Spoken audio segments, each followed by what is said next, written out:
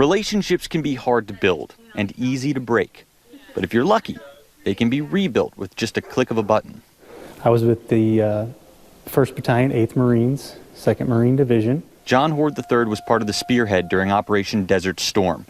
He lost 4 of his toes on his left foot after he stepped on a mine. And I was like, don't BS me, Doc, how bad is it? And he said, well, you're missing some toes. And at that point, I knew that, I can do some toes. John was taken to a hospital in Germany where they were able to save one of his toes. And that's where I really started to get into a depressive state. And I get to Andrews Air Force Base, and one of the first people I meet is Sandra. The memory for me is just like that moment when I asked permission to care for his wound and asked for them to please give him more medication because it just seemed so painful for him. She was very just caring and compassionate. It was slow, it was long, and but I remember being proud of how clean it was afterwards.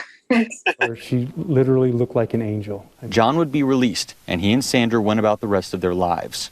In 30 years, the relationship they built in that short stay from a hospital bedside faded into the background, until one day, during virtual learning. I was kind of just sitting there doing some of my work. I finished one of my assignments. I was just looking some different stuff up, and one of the things I looked up was John Horde III. I read it, and it was a story I'd never heard before. Tanner reached out to Sandra, and the two began emailing. My son walks in and says, hey, Dad, does the name Sandra Valerio mean anything to you? At first, I thought I was in trouble. He was kind of like, why'd you do that? My first thing was you shouldn't contact strangers, but then that was so absurd that this person who meant a lot to me in my life, I may have this opportunity to speak with them again or see them again. So they set up a Zoom call.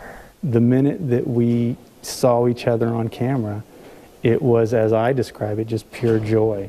Hi. And just like that, a relationship 30 years lost, found again in an instant, and reforged for a lifetime.